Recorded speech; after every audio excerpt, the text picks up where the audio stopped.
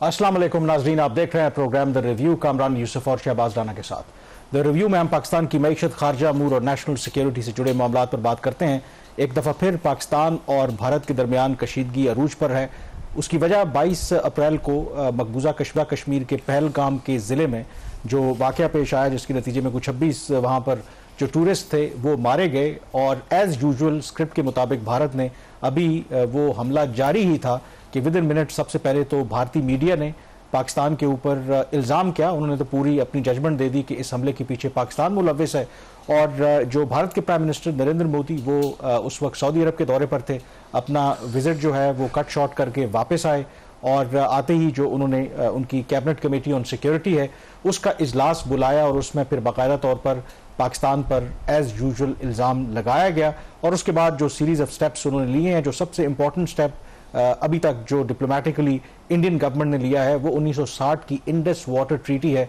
उसको उन्होंने मुअत्तल कर दिया। पाकिस्तान ने भी जवाब दिया है, लेकिन इस वक्त सबसे अहम सवाल ये है कि क्या जो इकदाम अभी तक भारत ने लिए हैं वो सिर्फ उधर तक ही रहेगा या फिर मुमकिना तौर पर पाकिस्तान के खिलाफ कोई किसी तरह की आप कह सकते हैं कि एग्रेशन भी किया जा सकता है। पाकिस्तान ने वाजे कर दिया है कि अगर भारत ने कोई भी ऐसा कदम उठाया तो उसको भरपूर जवाब दिया जाएगा। और शहबाज, प्रोग्राम के आगाज़ में ही एक ब्रेकिंग खबर है, और क्योंकि पाकिस्तान भारत की अगर तनाज़े की बात करें तो उससे ना सिर्फ दुनिया बल्कि रीजन बल्कि पूरी दुनिया का जो पीस है वो ख़तरे में पड़ जाता है। दोनों न्यूक्लियर ताकतें हैं और जब से ये तनाज़ा और एस्केलेशन शुरू हुई थी तो अभी तक लग ये रहा था कि शायद इंटरनेशनल कम्युनिटी अभी बाहर बैठे देख रही है। लेकिन आज जो डेवलपमेंट अब से कुछ देर पहले हुई है, सऊदी अरब के वज़ीर ख़ारजा ने पाकिस्तान के वज़ीर ख़ारजा को टेलीफोन किया है और ये जो दोनों मुल्कों के दरमियान बढ़ती टेंशन है इसके ऊपर बात की गई है। इसहाक डार साहब ने उन्हें ब्रीफ किया है जो नेशनल सिक्योरिटी कमेटी के फैसले हैं और रिजेक्ट किया है भारत की तरफ से जो इल्ज़ामात लगाए गए हैं। जो सिफारती ज़राए का कहना है पर्पज़ इसका अगेन यही कि दोनों मुल्कों के दरमियान जो एक बढ़ती कशीदगी है उसको किसी तरीके से कम करना है। और सऊदी अरब का आपको पता है कि अब बड़ा अहम रोल है पाकिस्तान का, तो वो एक लॉन्ग स्टैंडिंग रिलेशनशिप उसके हैं ही, लेकिन भारत के साथ भी उनके बहुत अच्छे रिलेशनशिप है। तो कहीं ना कहीं जो इंटरनेशनल डिप्लोमेटिक एफर्ट्स हैं लगता है कि उसका भी आगाज हो गया। कामरान, अभी तक एक जो चीज सिनारियो से मिसिंग थी वो इंटरनेशनल रिस्पांस था। पहले जब ऐसा कोई वाकया होता था तो अमेरिका की तरफ से या किसी और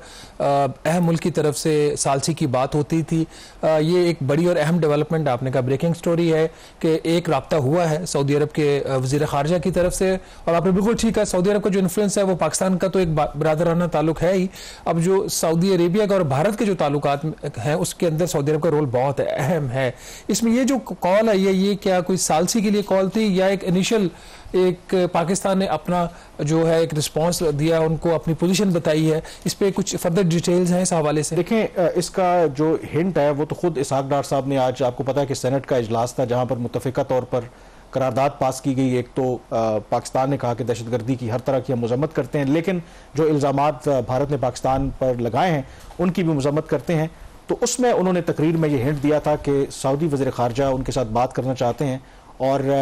लगता यही है कि वो पाकिस्तान और भारत के दरमियान जो टेंशन है उसके हवाले से वो बात करना चाहते हैं। अब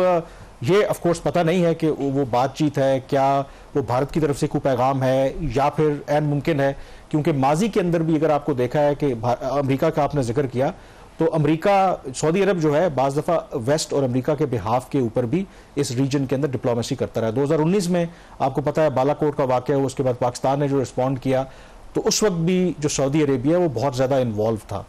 इनफैक्ट के जो पायलट था भारतीय जिसको हमने कैप्चर किया था उसको छुड़वाने में भी और जो बैक चैनल डिप्लोमेसी चल रही थी सऊदीज़ ने अहम रोल प्ले किया था। तो तफसीलात तो अभी सामने मुकम्मल तौर पर सामने नहीं आई, बट ये ज़रूर है कि कहीं ना कहीं से जो एफर्ट्स हैं वो मेरे ख्याल में होना शुरू हो गई हैं। और वो इस वजह से क्योंकि जो भारत है और भारत के प्राइम मिनिस्टर हैं जो वहाँ पर जो भी जितनी इंडिकेशंस आ रही हैं, बिहार के अंदर उन्होंने जो एक जलसा आम से खिताब करते हुए अनयूजुअली अंग्रेजी में तकरीर की और उसमें उन्होंने ये कहा कि भारत जो है ना सिर्फ 22 अप्रैल के हमले के पीछे जो लोग मुलव्विस हैं उनको कैफरे किरदार तक पहुंचाएगा बल्कि जो उनके बैकर्स हैं उनको भी परसू करेगा। तो इसका मतलब वो क्लियरली हिंट दे रहे हैं कि वो मुमकिना तौर पर पाकिस्तान के अंदर किसी तरह की कार्रवाई कर सकते हैं। तो शायद जो पाकिस्तान है और पाकिस्तान के जो वज़ीर ख़ारजा हैं उन्होंने सऊदी जो फॉरेन मिनिस्टर उनको इन्फॉर्म किया होगा कि पाकिस्तान हर तरह से तैयार है और आप भारत को कोई भी जो इस तरह का मिस एडवेंचर है उससे बाज रखें या उनको कोई भी जो मैसेज है। कामरान, दो चीजें अभी तक क्लियर हैं। एक तो ये कि पाकिस्तान ने जो पानी की बंदिश है, जो इंडस बेसिन ट्रीटी को भारत ने सस्पेंड करने का यूनिलेटरल फैसला किया, जो कि ट्रीटी की भी खिलाफ वर्जी है और आलमी कवानीन की भी खिलाफ वर्जी है, उसके ऊपर भी पाकिस्तान ने कहा कि ये जो पानी बंद करना ये भी जंग के मुतरादिफ है, पानी बंद किया गया तो जंग हो सकती है। और दूसरा, जो कल ख्वाजा आसिफ ने अपनी प्रेस कॉन्फ्रेंस में अलॉन्ग विद अदर जो मिनिस्टर्स थे, जिसमें सागडार साहब भी मौजूद थे, उन्होंने ये बात वहां पे कही कि अगर भारत ने कोई एडवेंचर किया तो फिर ईंट का जवाब जो वो पत्थर से होगा। तो ये तो भारत बिल्कुल भी एक्सपेक्ट ना करे कि उसकी तरफ से कोई किसी किस्म का भी मिस एडवेंचर किया जाता है तो यहाँ से रिस्पांस उसका क्या होगा। एक चीज़ बड़ी अहम होती है जब इस तरह के वाकयात होते हैं, खासतौर पर जो 22 अप्रैल का वाकया हुआ है उसकी टाइमिंग और अभी ही ये सारा कुछ क्यों हो रहा है। जिस तेज़ी से आपने जिक्र भी किया कि जिस वक्त वाकया उसके साथ ही जो रॉ के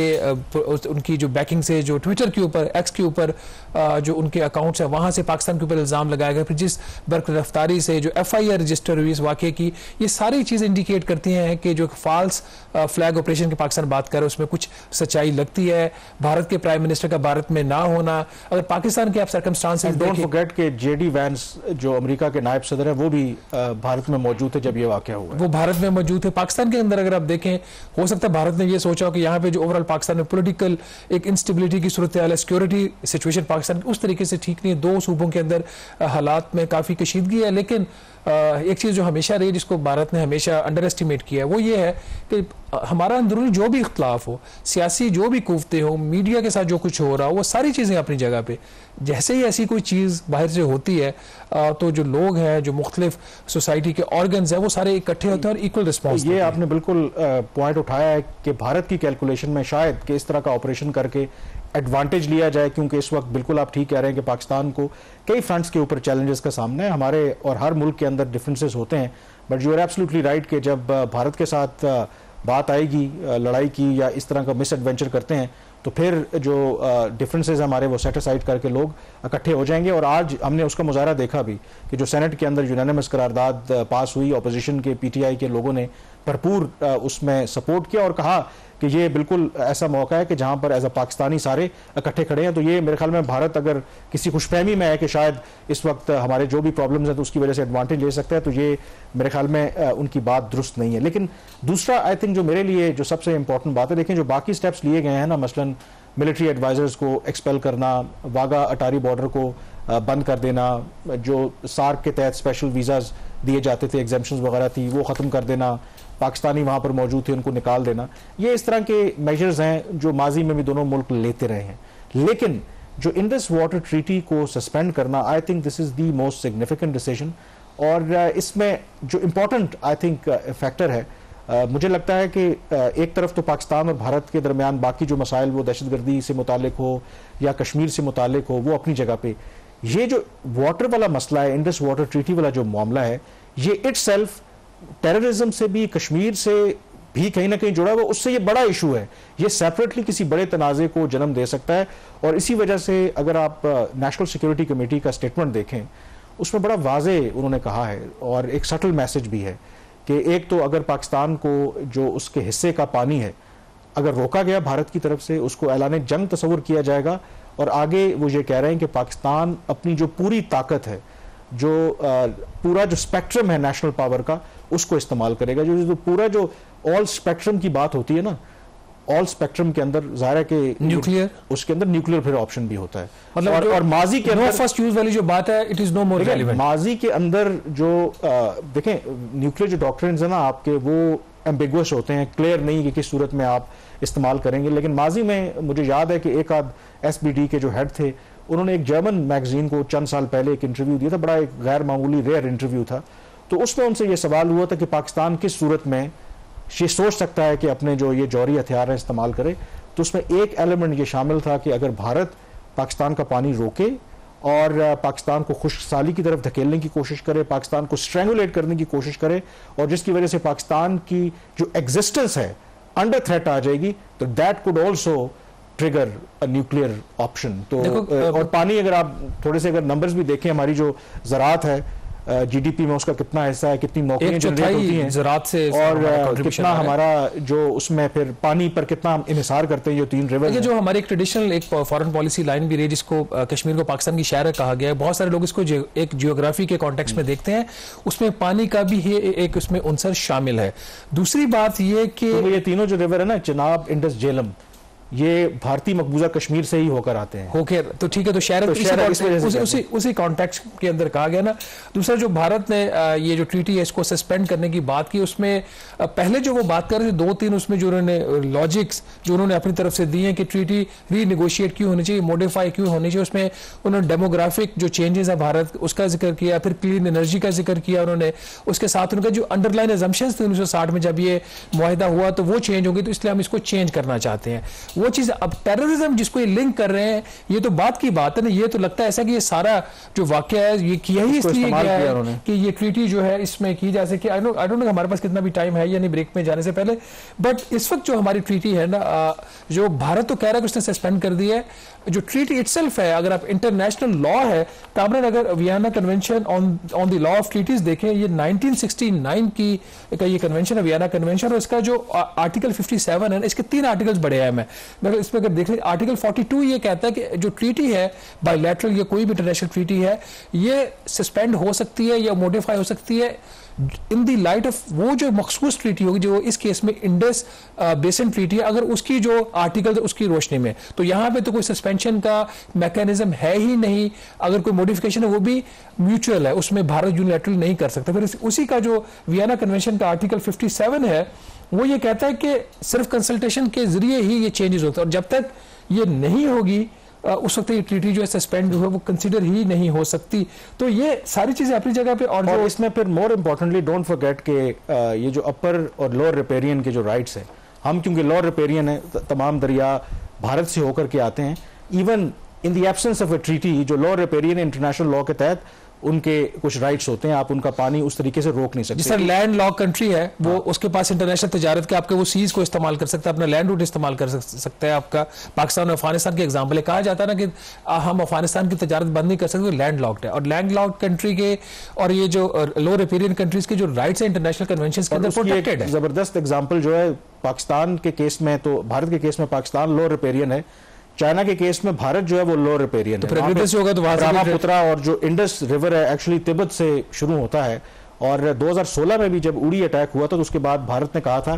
कि खून और पानी इकट्ठे नहीं बह सकते। पहली दफा उन्होंने हिंट दिया था कि हम इंडस वाटर ट्रीटी को खत्म कर सकते हैं। तो 2016 में ये बड़ी टाइमिंग उसकी इंटरेस्टिंग है कि वो जो ब्रह्मपुत्रा रिवर है जो शुरू होता है तिब्बत से, तो वहां की एक जो ट्रिब्यूटरी है उसको चीन ने ब्लॉक किया था। और चीन ने ये तो नहीं कहा था, उन्होंने क्यों कहा, उन्होंने कहा कि हम यहाँ पर कोई हाइड्रो इलेक्ट्रिक जो मंसूबा है वो बनाना चाहते हैं। तो कुछ लोगों का ख्याल है कि चाइना ने भी बड़ा क्लियर मैसेज किया था कि अगर आप वायलेट करेंगे और जो लोअर रिपेरियन पाकिस्तान है उसके राइट्स को वायलेट करेंगे तो हमारे पास भी चाबी है। तो उसमें चीन के रोल को भी आप उस तरीके से नज़रअंदाज नहीं कर सकते। तो इसमें काफ़ी आई थिंक वेरिएबल्स हैं, बहुत से इसके डिफरेंट एस्पेक्ट्स हैं, उस पर बात हो सकती है। लेकिन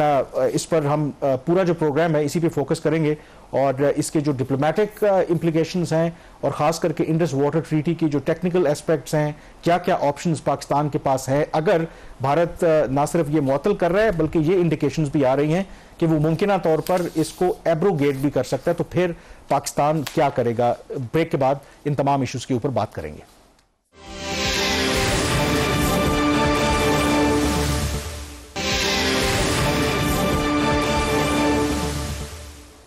जी, ब्रेक के बाद एक दफा फिर आपको खुशामदीद कहते हैं। पाकिस्तान और भारत के दरमियान बढ़ती कशीदगी के हवाले से बात कर रहे हैं और मुमकिन तौर पर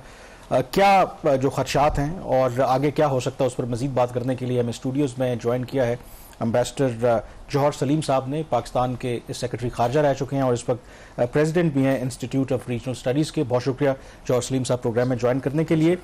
पाकिस्तान और भारत की अगर आप बात करें, ये जो नया फेज़ है टेंशन का, एक लिहाज से ये फेमिलियर टेरिटरी है। माजी में भी इसी तरह से जब भी कोई वाकया भारत के अंदर हुआ, इल्ज़ाम पाकिस्तान के ऊपर लगा, फिर टेंशन बढ़ी और उसके बाद 2019 में हमने एक टेम्पलेट देखा पाकिस्तान के ऊपर, उन्होंने एक हमला किया, पाकिस्तान ने जवाब दिया, मामला सेटल हो गया। दिस टाइम सिमिलर पैटर्न आपको नजर आ रहा है कि इंडिया कुछ शरारत करने की कोशिश करेगा, हम जवाब देंगे, मामला ठंडा हो जाएगा, या आप कोई बड़ी एस्केलेशन देख रहे हैं? देखिए, एक तो खैर जो है सबसे पहले आपने देखा कि जब वहाँ पे वो अटैक हुआ है पहलगाम में, तो उसके फ़ौरन बाद बहुत ही हेस्ट में सबसे पहले तो उनके मीडिया में एक फ्रेंजी शुरू हो गई मीडिया की, और वो आना शुरू हो गया, नाम भी और तस्वीरें भी और इस तरह, जो कि जाहिर है कि वो मीडिया लीक्स थे, बिकॉज इतनी जल्दी मीडिया का तो कोई नहीं होता, उनकी अपनी कोई इन्वेस्टिगेटिव तो नहीं कैपेसिटी होती, तो मीडिया लीक्स अगर किए गए तो नेचुरली वो किसी पर्पज़ के तहत किए गए। अब वो एकदम जो उसके बाद एक लिटरली हिस्टेरिया क्रिएट किया गया, और फिर जो उन्होंने एक्शंस लिए हैं वो भी देखें, उसमें चलें 5 जो एक्शंस थे उनमें से 4 मेजर्स जो हैं वो थे जो कि पहले भी वो करते रहे हैं ना, तो एक किस्म का वो स्टैंडर्ड उनका एक जो है प्रोसीजर ही कह लें, लेकिन हम भी करते रहे हैं, हमारी तरफ से उसका जवाब भी उससे ही आता रहा, लेकिन एक जो एक्शन था वो टोटली अनप्रेसिडेंटेड था। अब ये जो इंडस वाटर ट्रीटी है जो कि एक जो है 1960 से चल रही है, और बहुत सी जंगें हुई दोनों मुल्कों के बीच में, ऑल आउट वॉर्स भी 65, 71 और भी कॉन्फ्लिक्ट्स हुए, किसी में भी पहले इस तरह नहीं किया उन्होंने। आज अब जो उन्होंने उसके लिए टर्म यूज़ की कि जी हेल्ड इन अबेंस, कि आर्जी तौर पर मुअत्तल कर रहे हैं उसकी ना उस ट्रीटी में गुंजाइश है कोई, क्योंकि ये कोई ट्रीटी उस तरह की ट्रीटी नहीं है कि कोई बायलैटरल ट्रीटी है, सिर्फ ये एक ट्रीटी है जिसके इंटरनेशनल गारंटर्स थे, और फिर ये ट्रीटी जो उनसे बेस्ड है, क्योंकि बायलैटरल ट्रीटीज तो बेस्ड होती हैं आपकी आपस की अंडरस्टैंडिंग पे, ये ट्रीटी बेस्ड है इंटरनेशनल लॉ पे, क्योंकि ये पानी का जहाँ तक मसला होता है पूरी दुनिया में देखें मुल्कों के ताल्लुकात में पानी का बहाव जो है बहुत ही ज़्यादा अहम है, क्योंकि पानी पे तो सब कुछ चलता है, आपकी एग्रीकल्चर चलती है, आपके जो उनसी हर चीज़ उस पर जो उनसी है, because it's one of the basic necessities of life. तो अब तो उन्होंने उसको बेसिकली जो है पहली बार ये एक्शन किया इस तरह का। अच्छा, अब उसमें ये चीज़ है पाकिस्तान की तरफ से आपने देखा कि एकदम उसका रिएक्शन उसी दिन नहीं आ गया, बड़ी सोच विचार, एक वेल थॉट आउट जो उनसे ना बड़ी वो नेशनल सिक्योरिटी की मीटिंग और एक पूरी कंसल्टेशन के बाद उनके सारे मेजर्स का जवाब दिया गया। और जहाँ तक उस मेजर का ताल्लुक था, ये जो सिंतास मुआहदे को उन्होंने जो इन अबेंस किया, तो उसमें पाकिस्तान ने सही ये कहा कि देखें, क्योंकि देखें अबेंस में रखना एक चीज़ है, लेकिन उसके बाद जब आप एक्शंस लेते हैं जो असल एक्शंस हैं, क्योंकि वो तो फिर आपके पास चॉइस है ना कि वो एक्शंस लें या ना लें, क्योंकि मुआहदा आपने मुअत्तल कर दिया, लेकिन वो एक्शंस तो मसलन एक्शंस क्या है कि पानी का बहाव बंद कर दें या पानी को डाइवर्ट कर दें कहीं और पे, और उनके पास कुछ इंफ्रास्ट्रक्चर मौजूद है इस किस्म का, बिकॉज उन्होंने बहुत सारे डैम्स बिल्ड किए हुए हैं, एक कैपेसिटी क्रिएट की हुई है उन्होंने जिसमें वो 3 या 4 महीने के लिए वाटर स्टोर भी कर सकते हैं। ये जो कह रहे हैं हमारे कुछ एक्सपर्ट्स के 5 से 10 साल लगेंगे पानी रोकने में, ये बात ठीक नहीं है। देखिए, हमारे इंस्टीट्यूट में एक एक्सपर्ट हैं इस पे, जिन्होंने हार्वर्ड में जाके भी इस पे काम किया और सारा, तो उनसे भी मेरी डिस्कशन इस पे हुई है। उनका ख्याल नहीं है ये, उनका ख्याल है कि वो कुछ मेजर्स ले सकते हैं, जो है मतलब ये नहीं कि कल ही ले सकते हैं, लेकिन जो है एक शॉर्ट टर्म में भी मेजर्स ले सकते हैं। शॉर्ट टर्म में 3 से 4 माह तक के लिए पानी बंद कर सकते हैं। हाँ, ये उनका दैट इज अ पॉसिबिलिटी। बिल्कुल। और दूसरी पॉसिबिलिटी फिर और भी, अगर वो फिर इस पर मजीद काम करना चाहें तो वो फिर सालों की बात नहीं है। तो अच्छा, अब ये जो ट्रीटी इटसेल्फ है इसमें कई मैकेनिज्म्स हैं। जौहर साहब, आपको यहाँ पे इंटरप्ट करूंगा, ट्रीटी के ऊपर हम थोड़ा सा बाद में बात करें, हम इसको डिटेल में डिस्कस करना चाह रहे हैं। बिफोर दैट, अगर हम ये चीज़ अज्यूम कर लें, जो भारत ने पाकिस्तान के ऊपर एक इल्ज़ाम लगाया है कि पाकिस्तान इंस्टिगेट किया है ये जो हमला हुआ, जिसको पाकिस्तान ने कंडेम किया, हम अज्यूम कर लेते हैं कि पाकिस्तान ने किया है। इन दैट केस जो पुलवामा के बाद और जो 2019 के वाक़यात हुए थे, तो भारत के अंदर एक मिथ क्रिएट हुई थी कि पाकिस्तान आइंदा जुर्रत नहीं करेगा ऐसा काम करने की। तो अगर पाकिस्तान ने ये किया है, जिसको पाकिस्तान फोर्सफुली डिनाई करता है कि हमने नहीं किया, तो अगर पाकिस्तान ने ये किया तो फिर तो मोदी ने जो वहां पे एक सारा जो एक मिथ क्रिएट की हुई थी, उसका वहां पे एक पूरा उसका जो पॉलिटिकल कैरियर है वो एट स्टेक पे नहीं आ जाता। देखिए, एक तो खैर हम, क्योंकि ऐसी चीज जो अस्यूम करना भी मुश्किल है बेसिकली। दूसरी चीज ये है कि देखिए, मोदी का सारा पॉलिटिकल करियर, सारा पॉलिटिकल कैपिटल किस पे बेस्ड है, वो हम सारे जानते हैं, वो एंटी मुस्लिम, जो हेट मुस्लिम और हेट पाकिस्तान, इस पे बेस्ड है ना, because it's an ideology of hatred, जिस पे वो सारा बेस्ड। Unfortunately it worked. अच्छा, अब वो जो है मोदी तो हर बार एक नई चीज लेके सामने आ जाता है। वो जी अब देखें तकरीर में भी उसने कहा ना कि हम जो will go to the ends of the world, और ये तो खैर लिटरली एक फिल्मी डायलॉग था बाय द वे, लेकिन द पॉइंट इज कि वो जो इनसे ना, it's not about the myths, it's about the fact कि मेरे ख्याल में कि वो ही समझते हैं कि उनकी पॉलिटिकल सस्टेनेंस जो है ना, अब मिसाल के तौर जो लास्ट इलेक्शंस इंडिया में हुए हैं, उस लास्ट इलेक्शंस में मुझे इंडिया के, मैं एक कॉन्फ्रेंस में गया था नेपाल, तो इंडिया के उसमें जो एक्सपर्ट्स उधर से आए हुए थे, उन्होंने कहा कि जी लास्ट इलेक्शंस में एक्चुअली मोदी बिल्कुल हार रहा था, तो वो फिर उन्होंने एकदम एंटी पाकिस्तान प्रोपेगेंडा, क्योंकि उनके इलेक्शन तो आपको पता है हफ्तों तक चलते हैं, और फिर anti Pakistan anti Muslim propaganda आखिर में बहुत जोरों शोर से शुरू किया। और फिर जो सा ना बिकॉज वो तो उनको उससे ये समझ आई कि जी जो वोटर है वो भी उस पर इकोनॉमिक और बाकी चीज़ों पर शायद नहीं आता, तो मुझे हमें इवेंचुअली इसी पे आना पड़ेगा, तो वो कार्ड छोड़ना नहीं चाह रहे,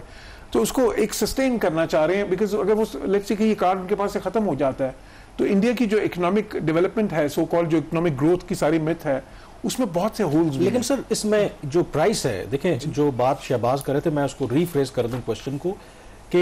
एक तो कश्मीर के अंदर ये मोदी ने कहा कि 2019 के बाद, आखिरी पुलवामा के बाद, फिर 370 खत्म करने के बाद कहा कि अब तो कश्मीर नॉर्मल हो गया, कश्मीर तो मामला सेटल हो गया। इलेक्शन में भी उन्होंने यही बेचा कि देखें पहले होता था यहाँ पे गड़बड़ होती थी, पाकिस्तान भी मुबैना तौर पर आके कराता था, अब एवरीथिंग इज फाइन, लोग वहां पर आए, टूरिज्म जा रहे हैं, करोड़ों लोग वहां पे आ रहे हैं। ये जो अब इंसिडेंट हुआ है, इससे तो सारी चीजें अब खुद इवन जो सेनर वॉइसेस थी वो तो कहते थे कि ये जो एक फसाड है, नॉर्मल सी कोई नहीं है, कभी भी किसी वक्त भी कोई बड़ा इंसिडेंट हो सकता है। अगर हम उस आर्ग्यूमेंट को आगे लेके चलें कि वो एंटी जो मुस्लिम सेंटिमेंट है उस पर खेलना चाहते हैं, डोंट यू थिंक इसकी जो कॉस्ट वो पे करेंगे वो बहुत बड़ी है? कि जो सारा उन्होंने एक खड़ा किया था, एक मिथ बनाई थी कि जी कश्मीर तो मामला सेटल हो गया है, वहां पर अब कोई क्राइसिस नहीं है, लोग वहां पर फॉरेनर्स भी आ रहे हैं, लोकल्स भी आ रहे हैं, वो तो अब कश्मीर 5 साल पीछे चला गया जी। अब ये जो पॉइंट है, जो जहां तक वो जो ऑक्यूपाइड कश्मीर की बात है, इंडियन ऑक्यूपाइड कश्मीर, तो उसमें बिल्कुल उन्होंने कोशिश की 2019 में कि जी हम इस पर अब नेगोशिएट नहीं करते पाकिस्तान से। आपको पता है काफी अर्सा पहले उन्होंने बंद कर दी थी, कोई सीरियस नेगोशिएशन तो 25 साल से भी नहीं कर रहे थे, शायद 30 साल से भी नहीं कर रहे थे, लेकिन ऐसे वो डिकोसले के लिए कर लेते थे, फिर बाद में वो भी बंद कर दी। अब उन्होंने कहा कि जी हम इसका वो है ना जो है ना खुद से डोमेस्टिक हल ही निकालेंगे, और वो जो है इसकी सारी उसके 370 भी वो रिवोक कर दिया, 35A भी रिवोक कर दिया। उसका प्लान ये था कि उसमें बहुत सारे इकोनॉमिक इंजेक्शंस दें, और साथ ही साथ जो है ना उसकी डेमोग्राफी चेंज करें, जो डेमोग्राफिक्स ही चेंज कर दें। अच्छा, ये जो और फिर ज़ाहिर है कि वो जो हिंदू अक्सरियत के इलाके थे उनको थोड़ा सा उन्होंने अलग कर लिया उससे। अब जो है ना और एक बिल्कुल नॉर्मलसी की सिचुएशन की, जी इलेक्शंस भी हुए, इलेक्शंस में उन्होंने कहा कि देखें जी 60% वोट भी पड़ गया, और ये सारा जो है, हाँ वो आपकी बात जो सी है ना बिल्कुल जो सी दुरुस्त है, कि वो जो सारी एक थी ना, जो उन्होंने एक नैरेटिव बिल्ड किया था, जिसको मैं कहूँगा कि जी कश्मीर जो सा ना इट्स फोरगोन, मतलब वो तो हो गया ना, it's a fat comply rather, तो फैट कंप्लाई ये तो अब कोई मसला ही नहीं रहा, खत्म हो गया जी। कश्मीरीज जो हैं वो अब सारे इस तरफ चले, ये इकोनॉमिक एक्टिविटी की तरफ, टूरिज्म बहुत ज़्यादा हो रहा है, गवर्नमेंट एक काम कर रही है, इलेक्शंस हो गए हैं, सारा कुछ, तो वो अच्छा उसमें जो सा एक बहुत बड़ा होल आ गया है। तो अब ये चीज़ है बिल्कुल, मतलब जो सा अब उसके रिएक्शन में लेट्स से कि जी यू नो अब अगेन पाकिस्तान को मुलवस करना, जो कि एक पुरानी उनकी जो है वो जिसको आप कह लें रेसिपी है, बट अनफॉर्चुनेटली इसमें खतरा क्या है कि जब आप इस किस्म का रिस्क लेते हैं, 2 न्यूक्लियर स्टेट्स हैं, एक दुनिया की सबसे बड़ी आबादी का मुल्क है, एक दुनिया की 5वीं बड़ी आबादी का मुल्क है। अच्छा, फिर हिंदुस्तान तो दुनिया की 5वीं बड़ी GDP भी है, और जियो स्ट्रेटेजिकली भी कहते हैं one of the most important countries अपने आप को समझते हैं। अब इस तरह की सिचुएशन में जब आप इस तरह की गैर जिम्मेदाराना एक हरकत करते हैं जिसमें बेसिकली इंटिमिडेशन है, यू नो, अच्छा ये इंटिमिडेशन इंडिया जो है वो अपने बहुत सारे हमसायों से आपको पता है सबसे ही करता रहा है। ताल्लुकात उनके देखें, बांग्लादेश से क्या है, श्रीलंका से क्या है, इवन मालदीव जैसे छोटा सा मुल्क है उससे क्या है, पाकिस्तान पे तो खैर बहुत पुराना कोशिश करते रहे, वो कामयाब नहीं हुई। लेकिन इस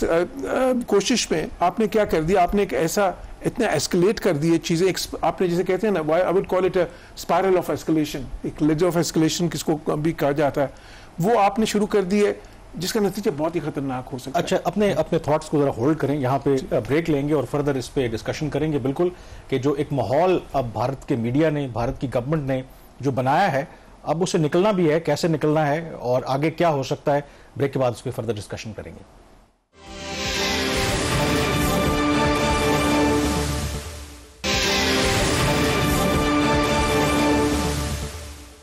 जी, ब्रेक के बाद एक दफ़ा फिर आपको खुश आमदीद कहते हैं। हम जिक्र कर रहे हैं पाकिस्तान और भारत के दरमियान बढ़ती कशीदगी, और जौहर सलीम साहब इस्लामाबाद स्टूडियोज़ में मौजूद हैं। अभी हमें ज्वाइन किया है स्काइप पर जमात अली शाह साहब ने। ये पाकिस्तान के इंडस वाटर कमिश्नर रह चुके हैं और पाकिस्तान और भारत के दरमियान पानी से मुताल्लिक जो भी इशूज़ रहे हैं ये माजी में उसमें इन्वॉल्व भी रहे हैं। तो जमात अली शाह साहब,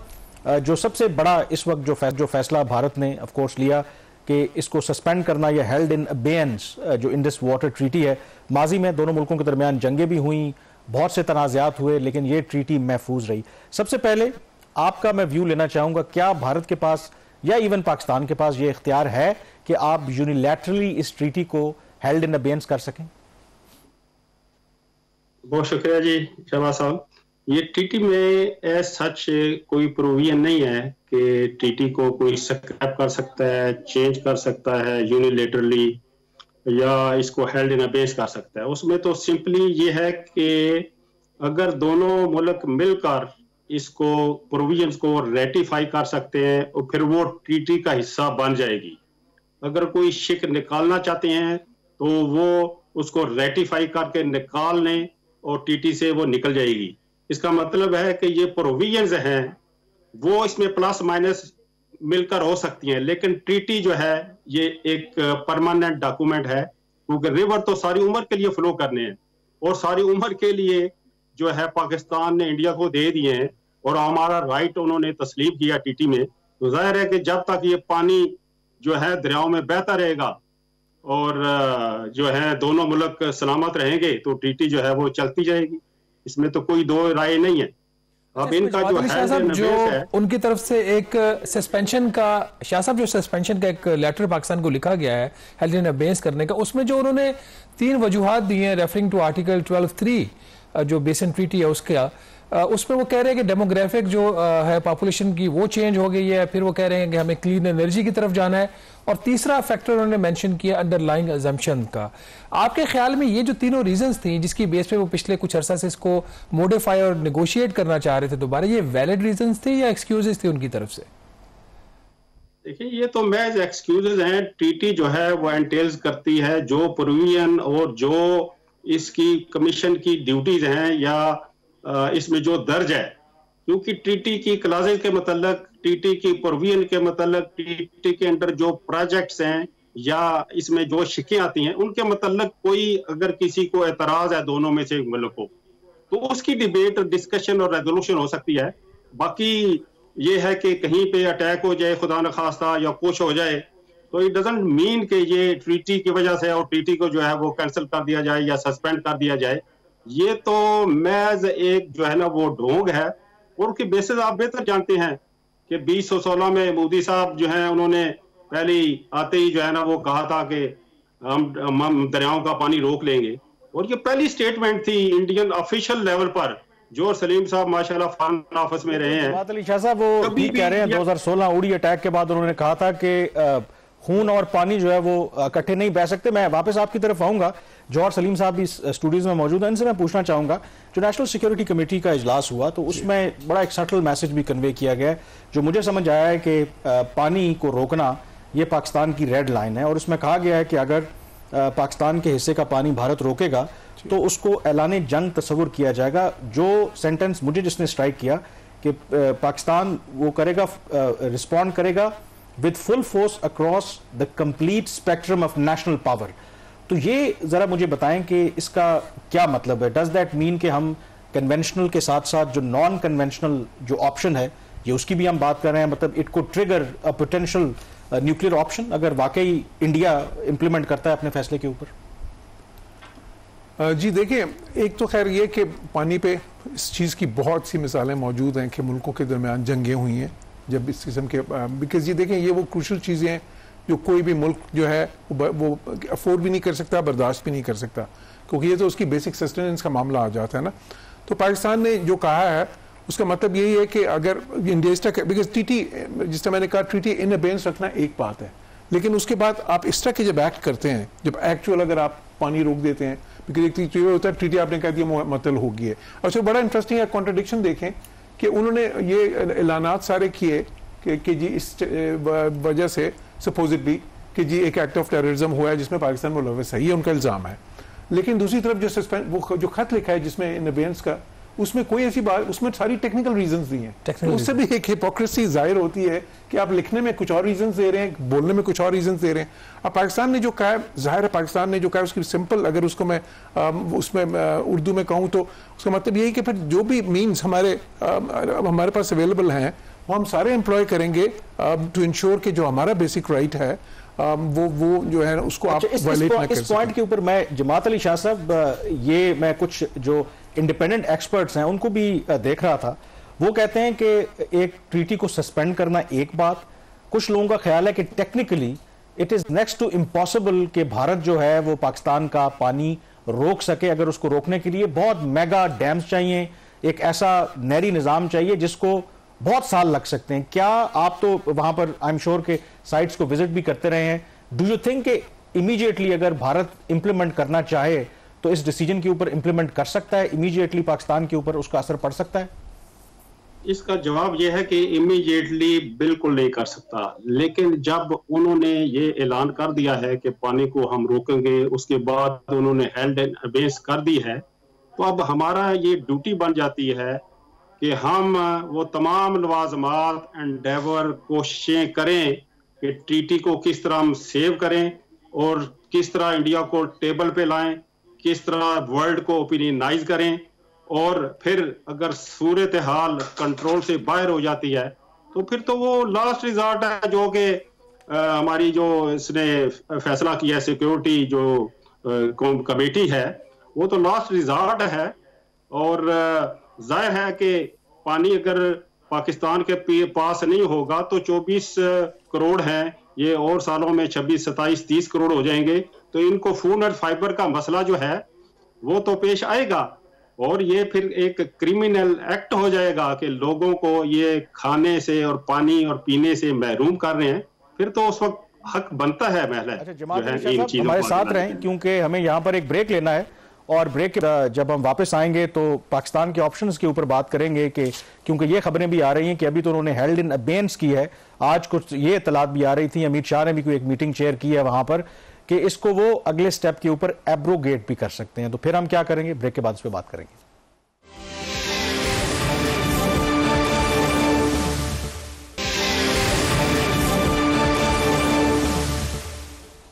जी, ब्रेक के बाद एक दफा फिर आपको खुशामदीद कहते हैं। पाकिस्तान भारत कशीदगी और खास करके सिर्फ के सिंतास मुआहदे के ऊपर जो आप खतरात मंडला रहे हैं उस पर बात कर रहे हैं। तो जौहर सलीम साहब,